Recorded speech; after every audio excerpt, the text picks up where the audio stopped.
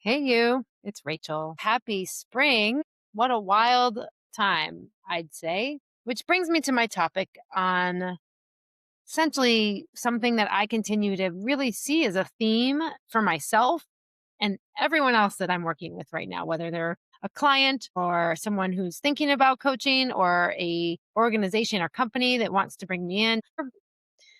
This topic is identity and it's shifting. And I think it is shifting not on a personal level, although that is true. It's shifting on a mass scale across the board. I think of it like a meta shift, meaning the identity, even on a political landscape, is shifting. Our country, the world, and then at our own level is shifting too. And that's the theme I'm talking about today. Hey, you, it's Rachel O'Mara. I'm host of the Pausecast, and I'm so glad that you are here. We are discussing tips and proven strategies in the world of emotional intelligence so that you can rise to your next level of leadership without the overwhelm. I'm also the author of the book Pause, Harnessing the Life-Changing Power of Giving Yourself a Break, based on my burnout of Google and all the things that I've learned since that are really in this realm of neuroscience, psychology, and emotional intelligence. If you're interested to download my free guidebook for how to get out of overwhelm, I invite you to do that at rachelomera.com/guidebook. Just so excited. Let's just start and dive in. Something I'm seeing over and over again right now with my clients, and maybe you're feeling this too, is not just stress about layoffs. It's not even fear about AI, although that is very real, but it's something deeper. And it's this quiet, unsettling feeling of if my role changes or this disappears or what do I do next? And the question in essence is, who am I in this? And most people don't really say it out loud like that. They're not thinking that, but it does show up in how we manage our energy, meaning we might be over indexing, working a lot, overthinking a lot, gripping tighter, white knuckling, feeling stuck, not feeling steady, feeling unsure, or even just a little disconnected from yourself. So today, I think I'm hitting home on this topic and talking about identity shifting because whether you're in between identities, meaning you're still the same person, however, what you do now or what you want to do now or what you've come from and where you are now feel like they are different folks, different individuals, different personas of you, even though it's still you. So I want to talk about why it feels so uncomfortable and how to actually move through it without losing yourself in the process. And if this resonates with you, like, yeah, like I think that's happening to me. Hey, you are not alone. I think there's massive change going on right now, as we all can feel, whether it's the climate, whether it's politics, whether it's your job and AI, we're just accelerating. And so identities, meaning who are we in that change, is very challenged to keep up because we're actually really familiar with where we've come from in the old identity. And maybe this new identity is here and wants to show up more, but it's the challenge is thinking and being in that space so it feels supported. And that's kind of what's happening. I'm going to talk about why it's hard and the uncomfortable truths about it and how to get through it and what you can do differently. So let's just first talk about the idea of this landscape right now. So we are in a moment, you may have guessed this, we are in a moment right now, especially in the tech world, where things are really changing so fast. I am currently working on a white paper. I haven't really talked about this publicly too much, but I'm doing interviews with individuals. And a theme I keep hearing is, how do we keep up? How do we keep going with AI? AI, though, as we all know, is reshaping roles. Teams are getting leaner and expectations are changing and evolving. And if you are a high achiever in tech, someone who's built your identity around being capable, reliable, high performing, adaptive, this can feel like the ground is moving underneath you. And no wonder it hasn't been like this in a long time or even maybe ever. I think when I was in the job field, in the late 90s, the internet, the mid 90s to late 90s, that was when the internet came out and we knew it would change a lot. And this is, I would say this is like a 10x of the internet, at least. It's very fast. It's very different, but it's also that same concept where it was a paradigm shift and everything changed as we know it. But this is even more profound because it's affecting a lot more. So a long time knowing who you have been in this old identity, we'll just call it the historical identity. You're the one who figures things out. You are a high performer. You do well in your job, and you're someone people know as a strong leader because of your skills or your expertise, and people can rely on you. And now it feels a little murky. It feels like these definitions might not be such on solid ground. And I want you to really get this if you feel like that's something you resonate with, that it's not about you failing. It's not that you haven't held up to expectations, but this is identity in motion. This is identity changing as the world changes with you. And I want you to really think about that, because when we think it's us and we get on our own cases, we feel more stress. Get more judgmental. We feel that we aren't doing enough. And then we just churn more. We do all those things, like I mentioned, work harder, faster. We want to keep going, burning the midnight oil, all of those things. And it's not very helpful because it's not changing your identity. You're actually adding to the issue because you're not looking at, well, what and who am I now? So I want to share a couple of things now. And the next part of this is uncomfortable truths. There's a podcast I want to reference. It was episode number 79. If you want to go back and find it, it was when Google announced the 12,000 layoffs. So it's similar themes around uncomfortable truths about layoffs, but I think they're a little different here. And you'll know what I mean about this. So why they're uncomfortable means we have to look at ourselves. And anytime we're looking at ourselves, that can be hard because we may see things that we don't like or that feel discomforting, bring up pain or trauma that feels unsettling, maybe even a little triggering. That might mean like a really terrible time that you had in your career, or a break that didn't go well, or a layoff in the past, like all of these things. So, the first thing, though, I want you to know, this is the uncomfortable truth number one, is that you are who you are, and your identity is not something to fix or really change. And I think that's an interesting one because a lot of us think we have to figure out who we are and then we stay there. I know my reference point for this is the biggest confronting part of what I had to do in identity was when I took that pause over 15 years ago now in 2011, my 3-month unpaid break, which I write about in the book Pause. It's chapter 1, the whole story when I burned out of Google. And I was really scared to do anything else, including getting another job, because my identity was really shaken to the core. And I think that happens when we get laid off, but our job is not our identity. I want to repeat that. Our job is not our identity. And you might want to say that out loud right now. My job is not my identity. Repeat after me. And I'm serious though, because in my world, I was my job. And I was also many other things. I was an athlete. I was a student, graduate student, daughter, all of the other identity pieces. But the strongest one that I really, really identified with, because I created my whole life in my 20s and my 30s in it, was work. And I think a lot of us relate to that, especially in high achiever modes that we are. And so the problem is we aren't necessarily needing to fix anything. Like in my pause, wasn't going to go change myself, but I wanted to know what was going on. I wanted to get curious. So real growth, especially when we're at a level that's elevated, you've been in the workforce for a while or gotten out and know kind of what you want to do, it requires us to evolve from here to there, from A to B. And what I love to say is what got you here won't get you there. Who's heard that before? It's a big common phrase. What got you here won't get you there. And I truly believe that because I know what got me to where I am now was through a lot of other people helping me, through learning and growing in ways I had never experienced and finding my way because I'd never been this version of me. And I say that to relate it to you. So if you feel like you're having ground a little shaky underneath your footing and this identity piece is coming up and relating, ask yourself, how can I evolve? What am I evolving to? And there's a great quote that I love from Jack Mesereau, one of the developmental leaders of developmental psychology. Childhood is for formation, adulthood is for transformation. I've heard that a million times in my work with all of the growth work I've done in personal development and now in corporate development. And I bring it to the corporate development because we are evolving.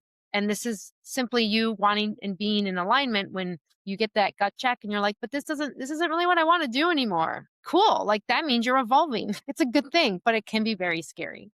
And that's an uncomfortable truth. So the problem is we think we got to stay the same and we get rewarded for it, right? We get the new bonus or promotion. And we cling to those old versions because that's who we know. That's what we know and are most familiar with. But that's just no longer fully a fit. And the world needs new evolving because what got us here won't get us there. Whew, yeah. Let that one sink in. Take a breath with me. So that's truth number one. Uncomfortable about identity, but it doesn't need to be fixed. You actually need to grow into it. The second truth I want to share is you can't think your way to that new identity. You can't just think about it. You can't just read books about it because that's where we get stuck. As high achievers, I think we are magnets for learning and building out our toolkits. We want to read about it, we want to learn about it, we want to absorb it.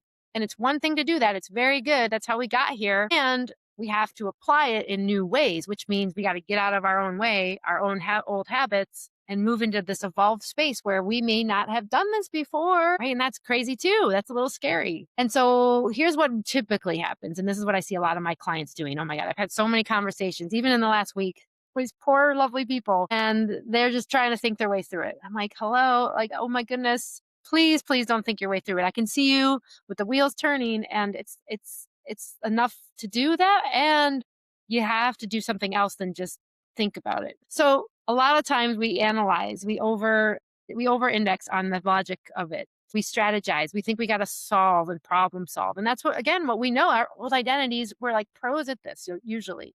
And now our identity is calling for us to evolve.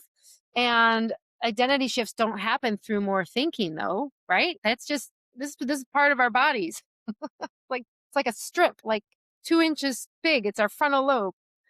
93% of our brain is unconscious and not part of what we control. So we have to experience things in our bodies, our physical realm, which means that happens through experience, through discomfort and being in that unknown and taking new action, meaning things you've never done before out of the comfort zone. And if you're listening to this and you're like, whoa, Rachel, that's insane. I'm like, what are you talking about, girl? Like, not me. Cool. Like, I want to honor wherever you're at because that's okay.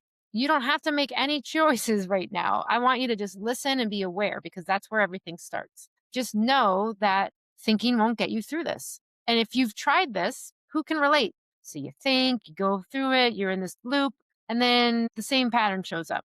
You're like, wait a second, what happened? Or you get a new job and the same annoying coworkers are there. I'm not making this up, right? This is what's going on. And what we can notice if we've been in our cycles for a while as career people and career leaders, corporate leaders. So maybe you've been in the workforce for a while, or maybe you're just entering. But I want you to know that it's okay to not have all the answers. And you have to be willing to be out of your comfort zone, be willing to feel uncertain and take that step.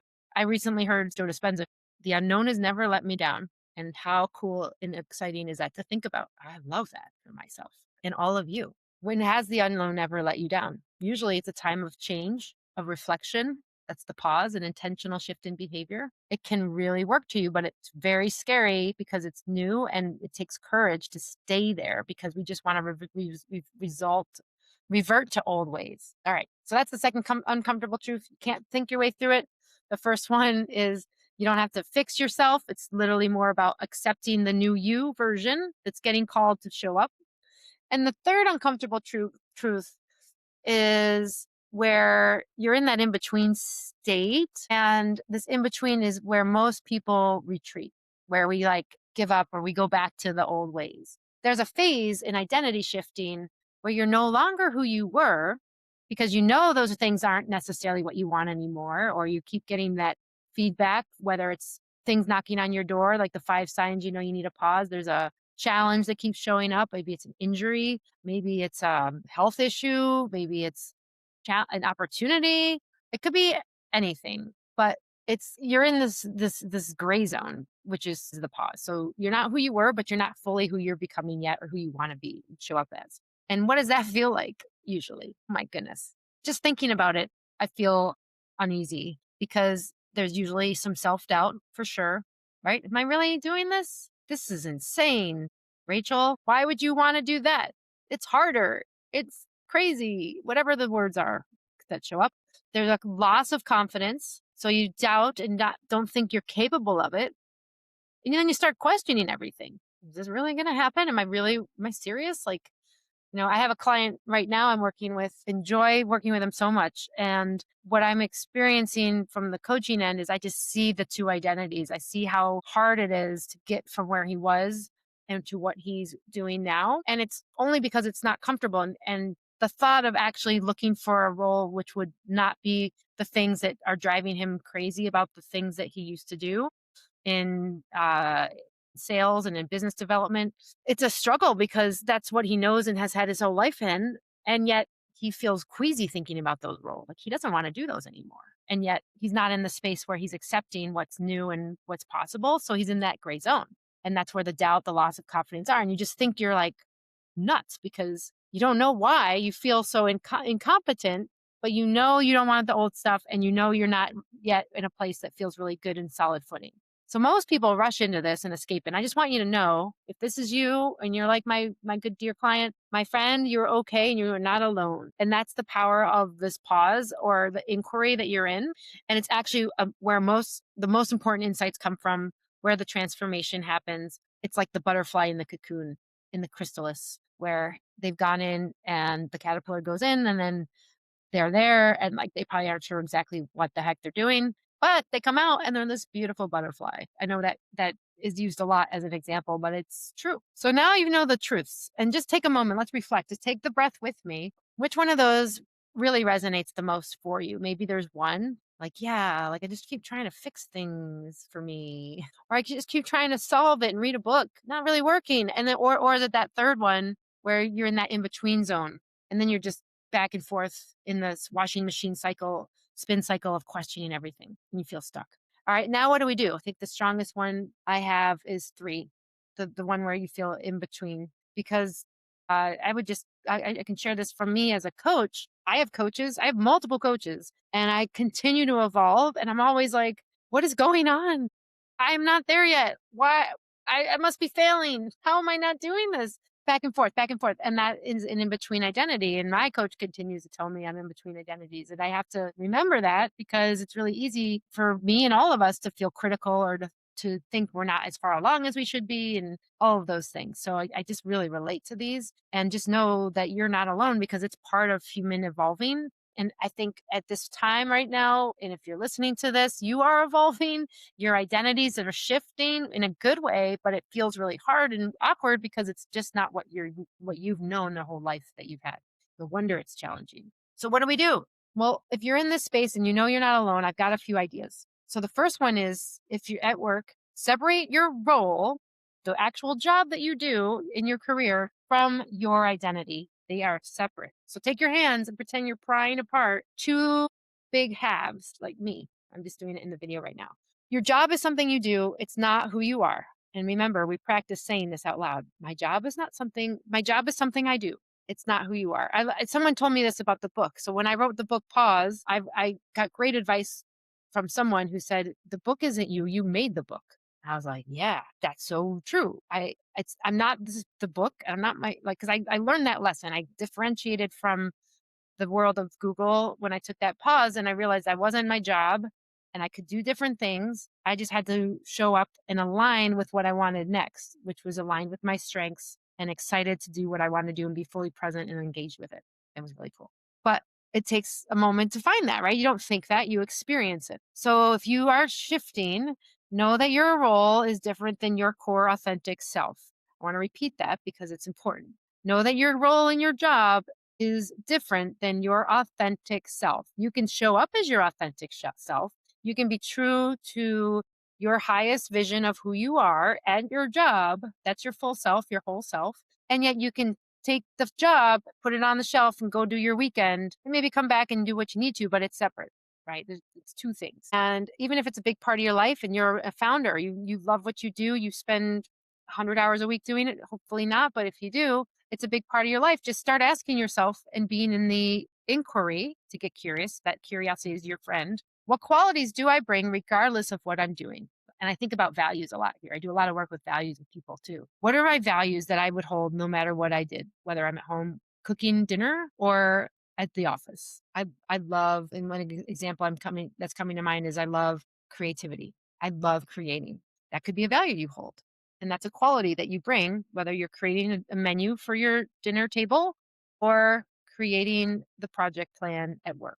Do you see how those are the same but different? And that's you, your core, your self identity is that value of creativity, and it can show up in any way you go. And then the other question is, what do people consistently come to me for? What do I offer that's closer to my core? Maybe it's your experience. Maybe it's something as a perspective you offer, or a skill or trade or whatever. That's closer to your core and can help you differentiate between what you do at work and what you do. So if you're just thinking about this for the first time, awesome. Or if you've thought about this 100 times, awesome. I want you to know wherever you're at, you can always go deeper and you can always learn about what could be different at this point now. The second one is to manage your energy before your strategy. Manage your energy first and foremost. I love Samantha Skelly, my breathwork teacher. Shout out to her with Pause Breathwork, because I've learned from her over years that managing your energy is your number one priority. And that's her number one priority. And as a student of hers, that is now my number one priority. And I've been focusing on that for years now, because if I don't know where my energy is, it's a finite resource, more or less, right? It's a finite resource. And it's like a currency. I only have so much of it. And if I give it out everywhere, what's left for me at the end of the day? So I prioritize my energy. And when you're feeling anxious, overwhelmed, scattered, shooting from the hip, feeling like target practice without a strategy, that's your energy diffused and scattered in a way that is not optimized for you. So when you're dysregulated and anxious, or all of those things, grasping, spinning on the hamster wheel, you're not making grounded choices from a core center that says, yeah, I know I'm clear on this and this is what I want. When we're in touch with our emotions, when we are managing our energy because we're aware of it, we can make so many better decisions that really, really help us. And so there's a lot of practices and tools to help with this. Pausing any day of the week, intentional shifts for even microseconds can work. A belly breath can work. Let's do one right now. Inhale through your nose, sit up a little straighter, close your eyes if it feels good, and just let that breath permeate where it needs to go. And then release. Boom. Who feels different? You don't need to have all the answers. And you don't need to know that either, but you also need enough regulation for your nervous system to take that next step to move you closer to what you want in your strategy. Once you have your energy figured out, then strategy is great. And your strategy might be, I'm going to manage my energy more. Great. That's your strategy. You got it. Go for it. Number 3 tip, let this be a signal, not a threat. FYI, in my pause language, like that's, if there's a sign, it's just a signal to know you're out of alignment. And all it means is you got to do some work. Maybe it's little tweaks and twists and little dials to change, and you that bring you back into alignment. And when we're in alignment, what happens? We feel alive, congruent, more joy. We feel relaxed. We feel calm because we're okay. Even when things feel hard and we're uncertain, and maybe we're facing a really big challenge, like someone's died or you're dying. I mean, those are big things, huge, huge things. Thinking about those things that may or may not be in our control, but you always have a choice for what you can control, which is you, your energy, and how you choose to think about things. So know that when you get those signals and signs that you are out of alignment, where maybe your identity is calling you back to things that you know aren't great, those are the signals to know there's just a misalignment. That's all.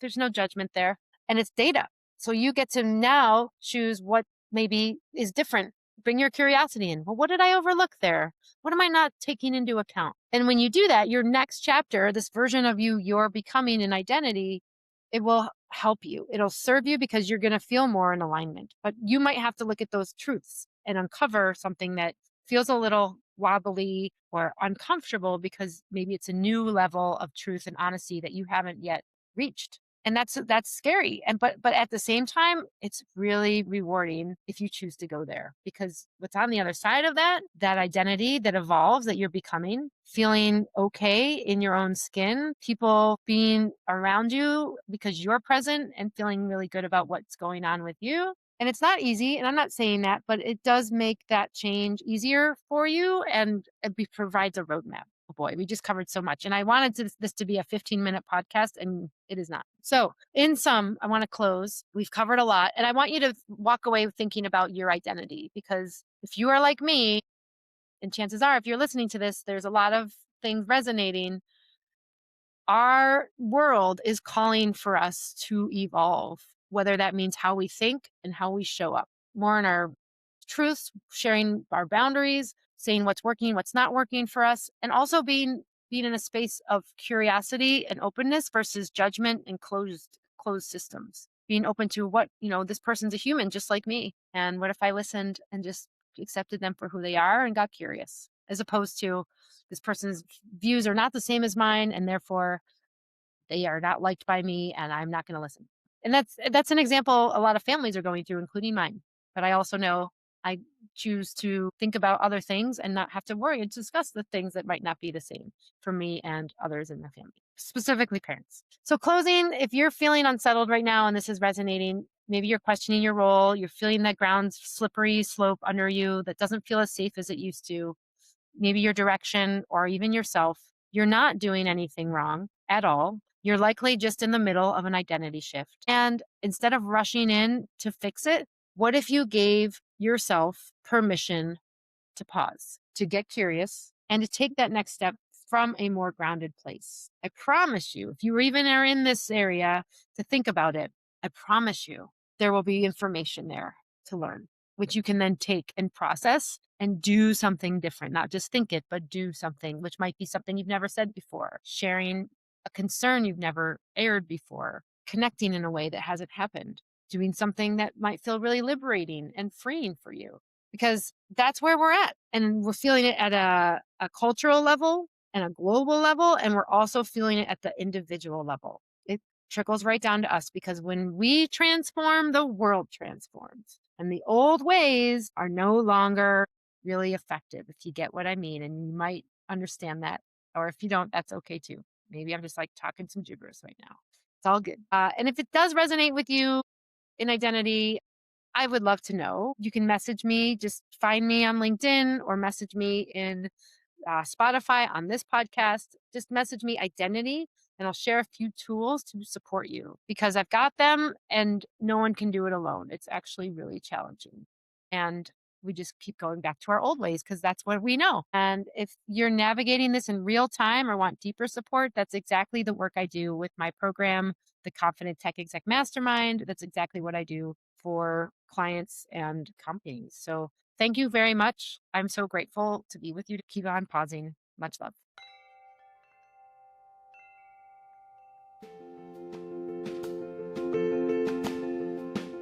Thanks for listening today to the Pausecast. You rock. If you haven't already, please subscribe, rate us, leave your review. I'd love to hear from you and help us get the word out to all of those who are in search of wanting to get out of overwhelm and rise to their next level of leadership.